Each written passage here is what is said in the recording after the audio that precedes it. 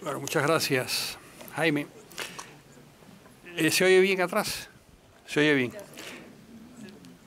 Yo creo que lo más grave no es que el presidente de los Estados Unidos no haya tomado en cuenta a América Latina. Lo más grave es que no ha tomado en cuenta a los Estados Unidos. Eso sí me parece muy peligroso. La OEA se crea en 1948 como debe ser la política exterior de cualquier país, para defender el modo de vida de los Estados Unidos.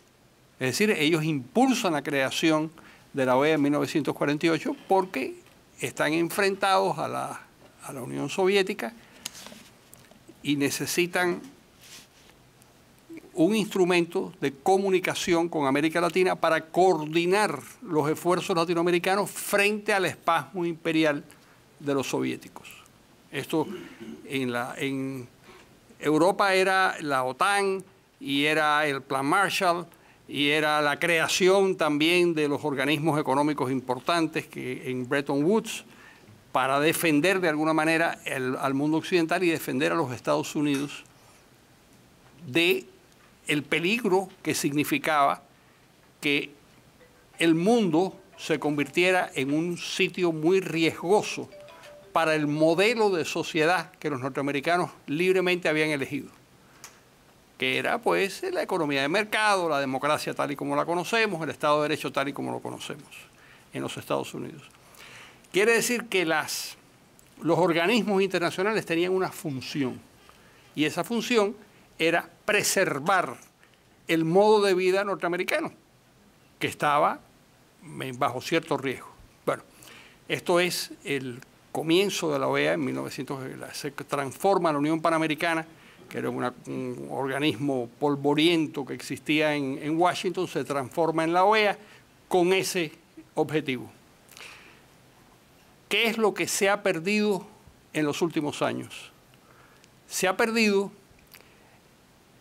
precisamente la idea de que la presencia norteamericana y el instinto norteamericano en los organismos internacionales es la defensa precisamente de los Estados Unidos y del modo de vida de los Estados Unidos y de la situación que los Estados Unidos quiere para o que el pueblo de los Estados Unidos quiere para sí mismo.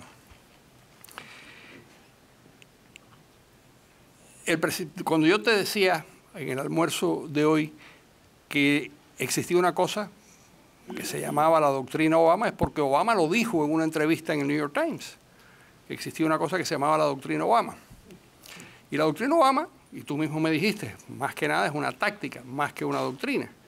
Es la idea de que se puede establecer relaciones con adversarios y que con la esperanza de que los adversarios cambien. Y de lo contrario se puede rectificar esa política. Esa declaración con relación a Cuba me hace pensar que las cosas no van tan bien como supuestamente pareciera o como supuestamente al propio presidente le gustaría que ocurriera. Pero no por los Estados Unidos, sino por Cuba, por el gobierno cubano, que es el que no tiene ningún apuro en poner en riesgo un sistema político en el que han gobernado por 56 años. ¿Para qué arriesgarse? El problema es que Cuba tiene, bueno, él se refiere a Cuba como a tiny little country o algo así, ¿no? Tiny little country, ¿no? Algo así. Claro, ahí hay un problema de ignorancia. A tiny little country es Holanda, que es más pequeña que Cuba y gobernó medio planeta. A tiny little country es Portugal, que también es más pequeña que Cuba. Quiere decir que la importancia política de un país no se puede juzgar ni por el Producto Interno Bruto, ni se puede juzgar por el tamaño, ni se puede juzgar por el número de habitantes que tiene, porque ese tiny little country es capaz de ganarle todos los años en Naciones Unidas y tener una diplomacia de una eficacia extraordinaria, es capaz de darle la vuelta a la OEA y convertir a la OEA en un instrumento sin estar siquiera en la OEA, convertir a ese organismo en un instrumento de penetración diplomática para sus propios objetivos. Y sus propios objetivos son muy claros, y es ahí donde yo creo que el gobierno de los Estados Unidos, el presidente Obama y su secretario Kerry se equivocan. El gobierno de Cuba tiene una visión del mundo, y en esa visión del mundo, Estados Unidos es el culpable de todos los males que acaecen en el planeta. Y hay que hacer todo lo posible, de acuerdo con esa visión. Ahora viene la misión, hay que hacer todo lo posible por destruir a ese país. En el pasado, cuando existía la Unión Soviética, Cuba insertó sus esfuerzos dentro de los esfuerzos de la Unión Soviética, dentro del plan general de la Unión Soviética, y de cierta manera utilizó a la Unión Soviética para su propio juego de pequeño imperio en el tercer mundo. Y lo hizo con bastante eficacia, peleó 18 años o 17 años en guerras africanas, intervino en 30 países, con ese tiny little island, tuvo 50.000 soldados en África durante más de una década y fue capaz de conquistar una parte de Somalia para Etiopía, y fue capaz de conquistar para la causa en la que ellos creían, fue capaz de conquistar Angola, y lo hizo desde el punto de vista militar brillantemente. Lo que quiere decir que un pequeño país insignificante puede convertirse en un enorme riesgo para cualquier nación. Corea del Norte tiene el per cápita un poco más alto que el de Haití. Tiene $1.400 de producción per cápita anual. Y es una pequeña parte de una península aparentemente sin importancia, y sin embargo es capaz de generar una cantidad de conflictos enormes. ¿Por qué? Porque tiene armas atómicas. Cuba no tiene armas atómicas, pero no tiene armas atómicas porque en el camino de conseguir esas armas atómicas las cosas se le torcieron a Castro, pero fue un objetivo de él. Me lo contaba un amigo de Fidel,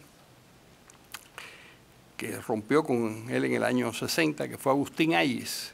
Agustín Ayes Soberón, el periodista, que fue uno de los primeros periodistas que lo entrevistó y que era amigo de él, que el proyecto de tener armas nucleares era una cosa que él le había escuchado a Fidel Castro, porque Fidel Castro decía, y tenía razón, que la importancia de un país con armas nucleares era totalmente diferente a un país sin armas nucleares. Lo que pasa es que las cosas se le torcieron, a pesar de que mandó a su hijo a aprender energía nuclear a la Unión Soviética, pero las cosas no le salieron como él quería y se tuvo que quedar en otro estadio armamentístico.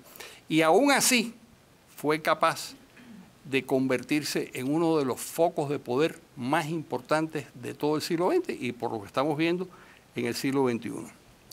Así que, y vuelvo al principio de la pregunta, yo creo que lo que busca Estados Unidos en la cumbre de Panamá, en primer lugar es una ingenuidad, es ser querido por los latinoamericanos. Hay unas encuestas que se hacen en Latinobarómetro, se hacen cada 2 años, creo, en Chile. Una señora que se llama Marta Lagos, que es muy competente haciendo esas encuestas. Y se demuestra que Estados Unidos es un país muy bien percibido por las sociedades latinoamericanas, especialmente en el vecindario de los Estados Unidos, en Centroamérica y en México. Donde más se les rechaza es precisamente donde menos los conocen, en Argentina, que donde tiene un nivel de rechazo del 43%, si no recuerdo mal, cuando se les hace esa pregunta de su percepción de los Estados Unidos positiva o negativa. 43% dice que es negativa, el resto dice que es positiva. Pero eso en Honduras el 90% dice que es positiva, en El Salvador el 95%, qué sé yo, en República Dominicana pues hasta el presidente, la percepción es muy positiva. Es decir, lo que está combatiendo el presidente Obama es una cuestión de percepciones.